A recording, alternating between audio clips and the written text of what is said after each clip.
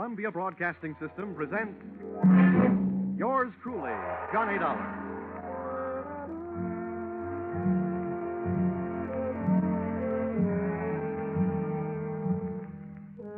The next half hour has its baggage packed to take a trip with America's fabulous freelance insurance investigator, Johnny Dollar. At insurance investigation, he is just an expert. At making out his expense account, he is an absolute genius.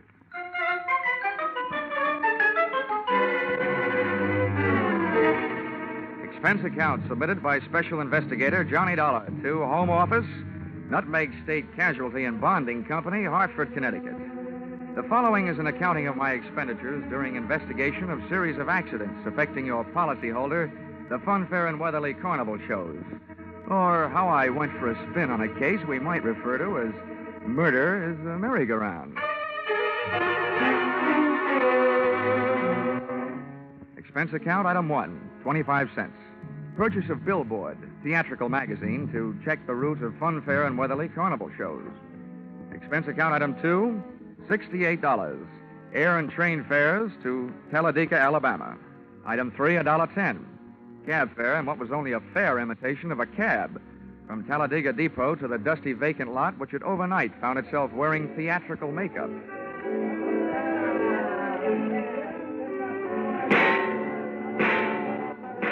Brightly as the hot sun beat down on the midway, it couldn't help the layout of canvas and slats from looking beat up. A perspiring mechanic shot sparks of profanity back at an obstinate motor as he tried to get it to roll the giant hoop of a Ferris wheel. I asked him what he knew about the accident of a week before when a car dropped off the same Ferris wheel, badly injuring 3. He was charming. Listen, pretty boy, don't go getting nosy around here. The Joe in charge of the electric scooter concession was just as sweet. On the subject of how come one of his scooters blew up a few nights back, sending a citizen to the hospital, he just didn't feel like talking. If you ain't a cop, start moving. If you are, where's your warrant? I was just asking the pilot of the giant airplane spin who he thought might have cut the cables the night one of his wallboard gliders took off across the carnival crowd, crashing and busting up a few more customers, when I got a canvassman's version of a sharp answer. A tent stake right behind my ear.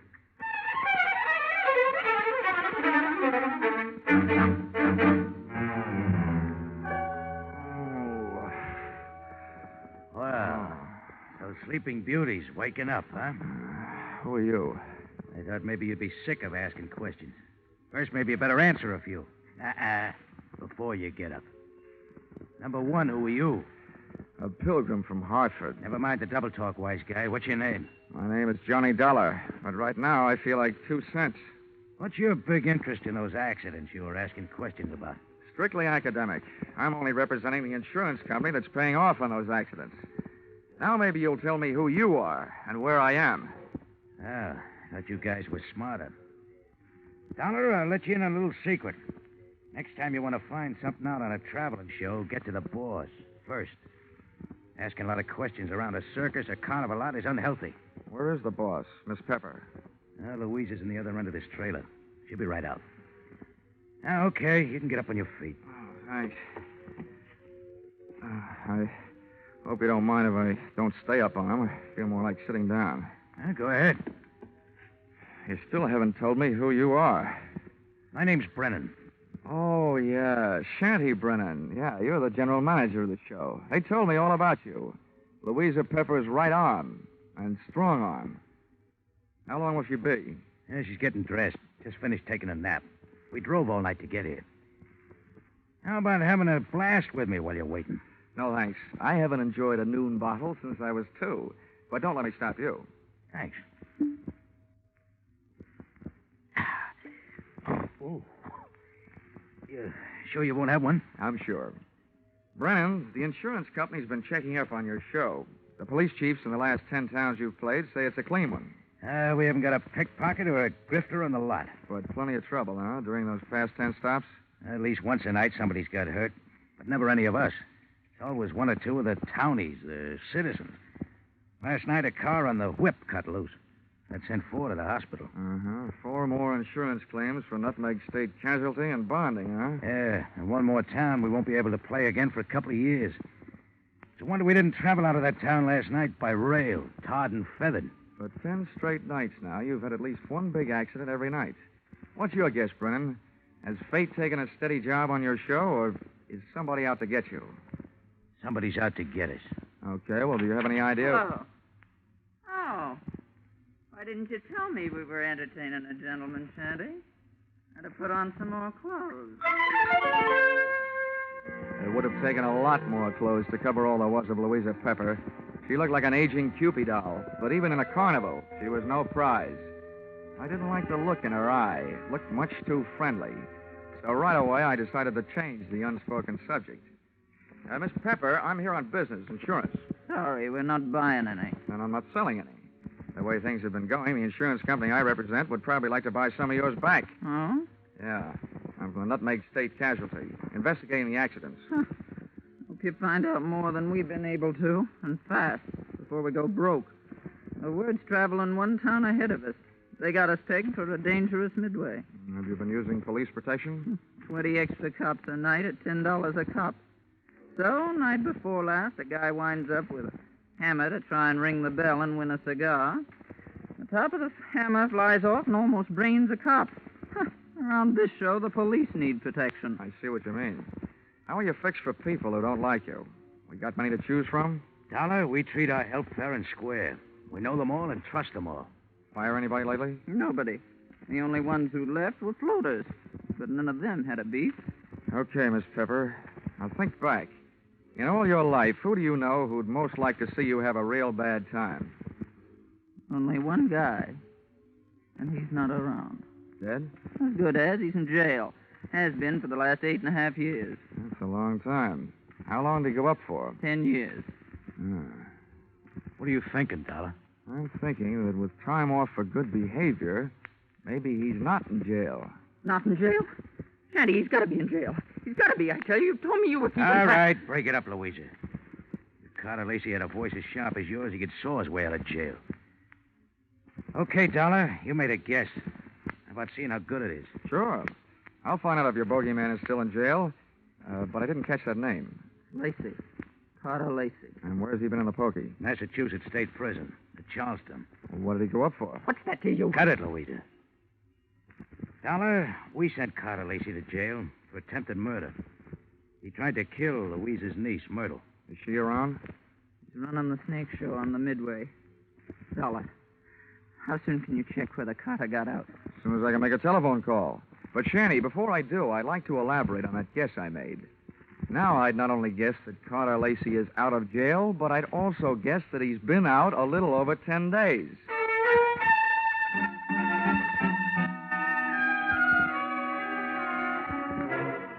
Expense account, item 4, $3. Telephone call to Massachusetts State Prison, confirming both of my guesses.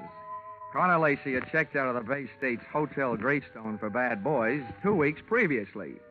Item 5, $32. Telephone calls to various hotels in the last 10 towns the Fun Fair and Weatherly Carnival shows had played. Item 6, 10 cents. 2 nickels spent calling 2 hotels right here in Talladega. Then I dropped 1 more nickel in the telephone, got the lucky number. Yes, sir. We do have a Mr. Carter Lacey registered. Room 312. Shall I stop? And hit the jackpot. Expense account item 7, 65 cents.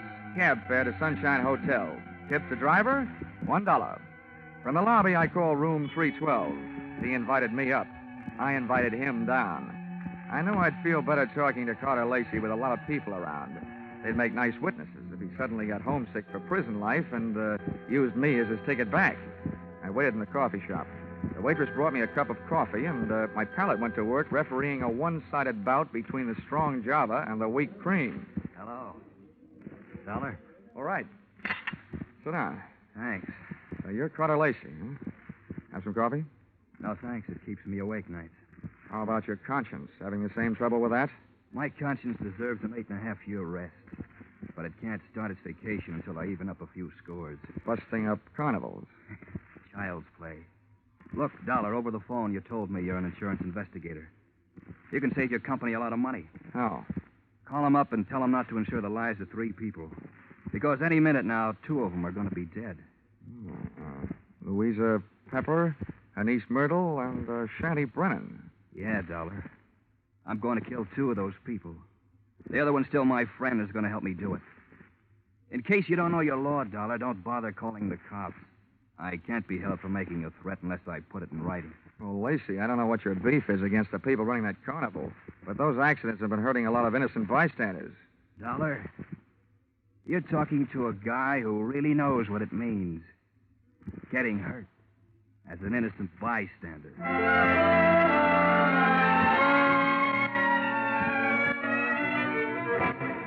Expense account, item 8, $25. Retainer to local detective agency hiring shadow for Mr. Carter Lacey.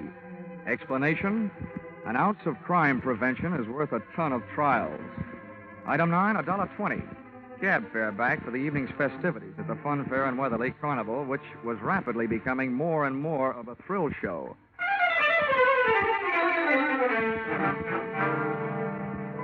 Expense account, item 10, 30 cents.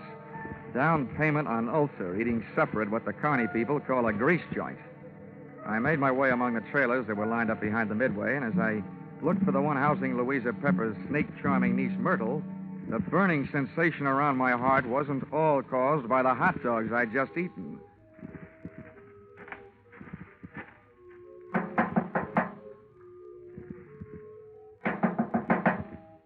is it? I've got a message from Carter Lacey. What did you say? I said I've got a message from Carter Lacey.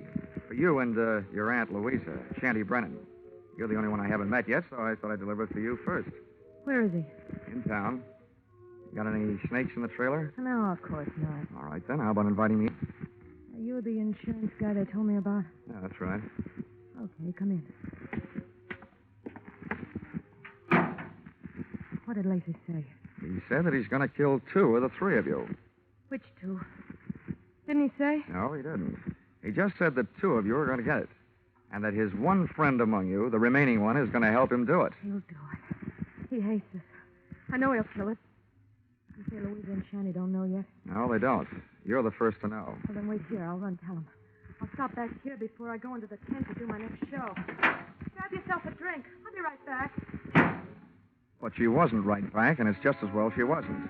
She might have interrupted me while taking a sightseeing trip through the drawers in the trailer's built-in bureau. The piles of silky nothings that give gals that certain something didn't tell me anything I hadn't known about women before. But a little black book stashed among them did. I needn't have rushed my search, though, because Myrtle Pepper was still gone after 10 minutes. That's about the time I headed back to her Aunt Louisa's trailer, pulled open the door, and walked in. You scared me, Della, barging in like that. Mr. Dollar, I told you I'd be right back. Did Myrtle here deliver Mr. Lacey's little love letters? Yes, the fool. He always was a fool. He can't kill us. You mean it's against the law? I mean, it's impossible, that's all. Look, Miss Pepper, you and your niece here are both plenty scared. While you're out shaking those cooch dancers you got working over on the midway. Myrtle, have you told Shanny about Lacey's threat? Yeah, I met him on the way over here. Asked him if he'd feed my snakes before showtime. They're dangerous to work with if they're hungry. Yeah, I told him. He said he'd join us here. What did he say when you told him? He said if Lacey had one of us helping him, then the 3 of us had better stick together so we could at least watch each other. Smart man. He had a good idea. I see the 3 of you had better stick close to each other, beginning right now. Come on. Where are we going? Over to the snake tent. And when we get there, Myrtle, you'll be the only one of us who'll be among friends. The 3 of us left Louisa's trailer. We walked past the back of the shooting gallery concession right in the front of it. And along the back of the line of canvas shanties. We stopped at one. Myrtle pulled back the canvas flap, and I stepped in ready for anything. With the ladies not far behind me, I edged slowly over to the square red board fence set up in the center of the tent. There were danger signs splashed in white paint along the outside walls of the pit. I clenched my teeth and looked down to the wire mesh top at a slithering tangle of writhing, angry reptiles. And there, lying among them with a vicious red welt splashing his forehead, was Shanty Brennan. He was feeding his snakes, all right.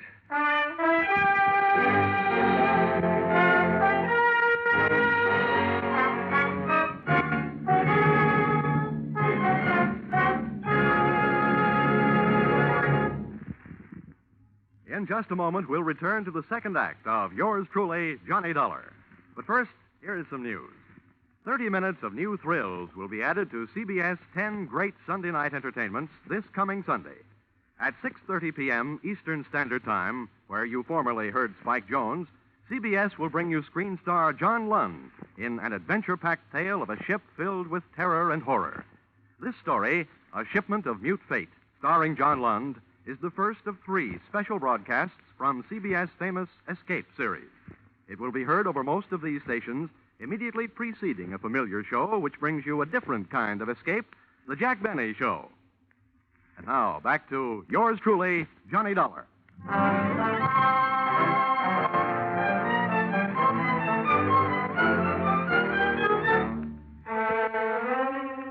I'd just seen a murder mystery where the actors had been hissing instead of the audience. The lead character in that snake pit wasn't going to win any Academy Award. The scene of the crime was no place for a man, let alone a woman, so I herded Auntie Louisa and her niece Myrtle out of the tent and back into the trailer. Oh, poor Shetty. Oh, horrible. Yes, I was wrong, Dollar, when I said Carter Lacey couldn't do it. What's going to happen to us? According to what Lacey told me, Myrtle, what's supposed to happen is only going to happen to one of you. What do you mean? Well, he claims that one of you was in this with him, and that one knows she's safe. This may turn out to be an acting contest between you two. What's that crack supposed to mean? Well, the one who's safe wouldn't want anybody to know she feels safe, huh? Oh. I wish I had learned to cry.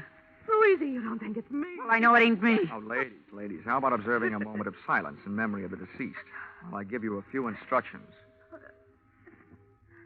Okay. Have you got a gun in here, Louisa? Yes, and a license to carry it. Good. Where is it? The gun, not license. I won't give it to you. Well, if you don't, people might get to thinking that you're Carter Lacey's girlfriend and accomplice.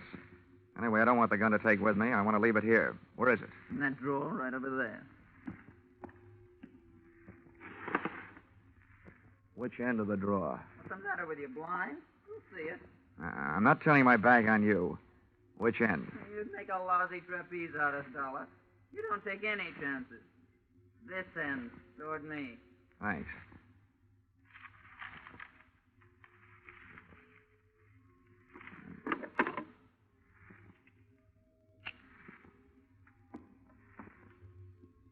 Well, now where are the keys to the car hitched to the front of this land yacht? What are they for, Dollar? Just another chance I'm not taking. With those keys in my pocket, this trailer won't be joyriding anybody off into the night.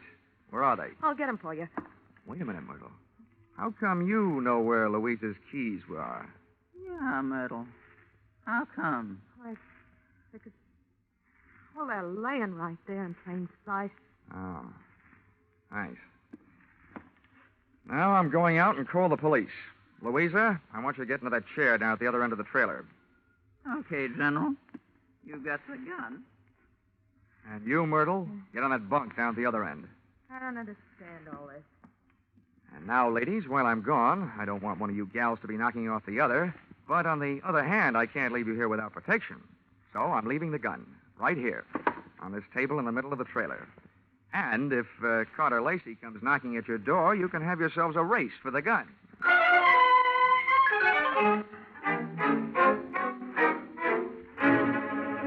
Expense account, item 11, 5 cents. Telephone call to the local police, plus another nickel spent calling a taxi. The cops arrived in 4 minutes, the cab in 15. Its driver had no siren to take him through the traffic lights. Item 12, $1.10. Cab fare on an exceedingly slow and torturous trip to the Sunshine Hotel. Tip to his kind of a driver, a nickel. I went up to the 3rd floor and headed down the hall to Carter Lacey's room, 312. I rapped for an entrance, but all that came back was an echo. The lock on the door was the soft touch type known to the trade as the burglar's friend, so I went in.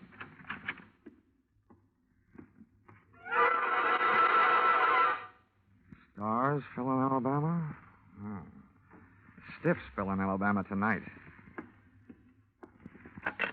Oh, Operator, this is an emergency call. Let me have the Talladega police, will you? Hello? Police department? This is the same guy who just called you from the carnival to report a murder. Yeah, well, you can send in the 2nd team. I've got another one for you over here at the Sunshine Hotel. Room 312. A party's just been strangled. Yes, I'm sure. Lots of bruises and deep-set fingernail marks on the throat. Sure, I know who it is. The name of the deceased is Myrtle Pepper. Myrtle Pepper certainly had been a fast worker. She not only had beat me down to the hotel, she'd managed to get herself killed in the bargain. I dusted the room for information, which was obviously more than the floor mate had done for dirt, and came up with a kind of an eye-opener you don't drink. A pint-sized surprise in the form of some old newspaper clippings and Carter Lacey's prison release form. And what let him out let me in on something. I got out of the room into the elevator, and when I hit the lobby wondering where to start looking for him, I found him sitting there looking at me. Hi. What do you want to talk, Lacey? I don't want to. But if you want to try and make me, what's the matter with right here? Okay. I supplied you with an alibi today. I don't see him in the lobby. That detective? He had stomach trouble. He got kicked in it. You can reach him at the city hospital. You know, in prison, I was a trustee. I get out, nobody trusts me. Oh, with that forecast you gave me this morning, what else? Forecast? Yeah. You predicted that you'll kill 2 people. Well, tonight the 2 people are dead. Shanty out at the carnival, and now Myrtle up in your room. What does that make you? A good forecaster. Or the killer, maybe? Thanks for the maybe. Look, Dollar, I came to this town to take care of something. I took care of it. You want to yell cop? Go ahead. From now on, nothing bothers me. Well, then stop chewing your nails. You told me this morning that one of those 3 people was working with you. There's only one left. And suddenly, Lacey, I don't believe your story. Suddenly, I don't care. Shanty Brennan lied to me this morning. He said that you went to prison on a charge of attempted murder. Your prison release papers say you went up for grand larceny. You see what happens to bad little boys that tell lies? I'm not through yet. I fished a bank book out of Myrtle Pepper's trailer, a 3-way joint account. Myrtle, Shanty, and Louisa. The first deposit, $60,000. The date, the same year you were thrown into the can for stealing $60,000. To me, that spells a 3-way split for them and a frame for you. Also to you, it spells a motive for hating all 3 of them. So I lied to you. What are you going to do, wash my mouth out with soap? From now on, I don't need any answers from you, including smart ones. But look, you'd better stick around. If the cops don't pick you up for murder, maybe the hotel will want to press charges against you for having an extra unregistered person occupying your room.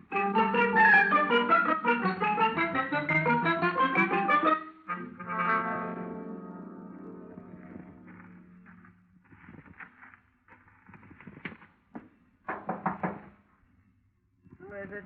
Johnny Dollar. Oh, wait a minute. Miss Carter. They arrested him? Tell me, did he escape? He's at the hotel, and the cops are on their way down there right now. I hope he's more talkative with them than he was with me. You talked to him? Yeah, I had a long, one-sided conversation with him. There's one thing I still can't quite figure out. Whether he really intended to kill Shanty and Myrtle or not. Myrtle? Yeah, strangled. Myrtle? Oh, poor little angel. Of course he meant to kill him. He hated him. He hated us all. Well, you can hardly blame a fellow for being annoyed, framed on a grand larceny trap by 3 old chums. But you've got the wrong idea, Louisa. What I meant was, did he ever really intend to kill them himself? Or did he just intend to set off the greatest chain reaction since the atom bomb and just sit back and watch the 3 of you try to beat each other to it? Well, that's crazy talk. Yeah, like a fox, maybe. He made his threat to me knowing I'd carry it back to you. I say you because you're the only one left. You see, he set himself up as a patsy. He'd been framed by you once before. To me, it looks like Carter Lacey learned a few things about wrong people during that 8-year stretch. Namely, that they never trust each other. You're absolutely nuts, Dollar. I think you'd better get out of here. Go peddle your insurance. The cops will take care of Mr. Lacey. I don't think they will, Louisa. Why not? Myrtle was strangled. That's the kind of murder a man would commit. Well, But there was a set of deep fingernail marks on her throat. And Carter Lacey bites his nails. So maybe you'd better get yourself a manicure before the police arrive. thanks for the advice. Stand right there, Dollar. This time I got the gun. Hold everything, Louisa. Carter! This is a standoff, Louisa. Point that thing someplace else before I point mine up your snoot. Okay, Dollar, get out. What's the matter with you, Lacey? Are you cracking up? Well, your plan was going along fine. First, Myrtle tossed Shanty to her snakes. Then Louisa took care of Myrtle. There's only one left, and the state will take care of her for you. That's not enough. There's one satisfaction I haven't enjoyed so far. That's hearing one of these pigs squeal. Carter, we can still split the money in the show and get out of here? The only one that's going to get out of here is Dollar. Beat it. I beat it all right. I was the only one in the trailer without a gun. I plunged into the darkness looking for something and came up with a tent rope, dashed back to the trailer door, and lashed the knob to the guide rail. I didn't want those gun-happy birds flying the coop. Just then, the season opened. I didn't know who was going to come out the worst in there, the hunter or the hunted. The only key I had to the situation was the key to the car, the one I'd picked up earlier in the day. The car churned the trailer through the carnival back lot and out into the highway. When I hit the cement, I started spinning the rubber.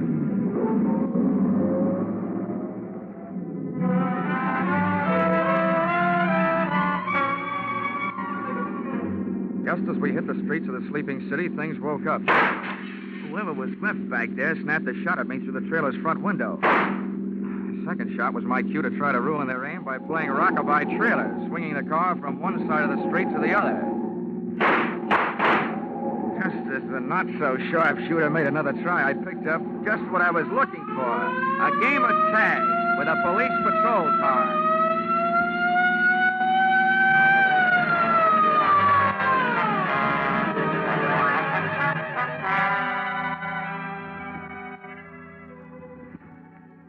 Expense account, item 13, 15 cents, bicarbonate of soda.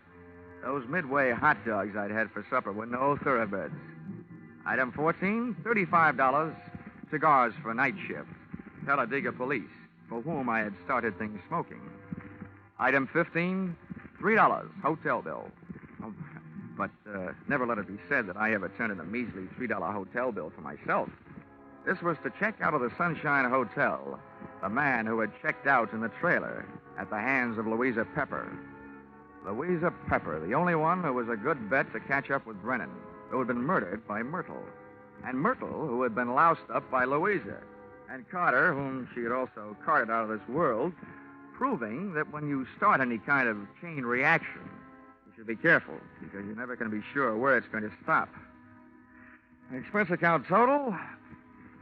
What? Only $692.18. I must be slipping. Yours truly, Johnny Dollar.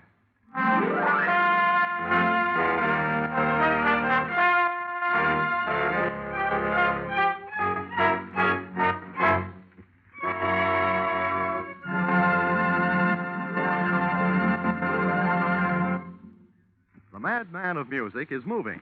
Yes, Spike Jones, formerly heard on CBS on Sunday, is already unpacking his famous collection of flit guns, dishpans, and other instruments, ready for tomorrow night's premiere broadcast as a CBS Saturday star.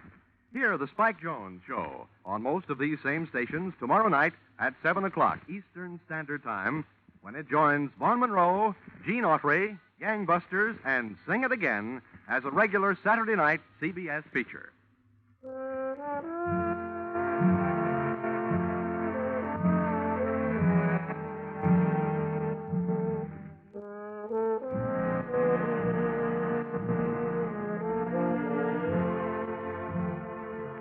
Listen in again next week when CBS brings you Yours Truly, Johnny Dollar, with Charles Russell as Johnny.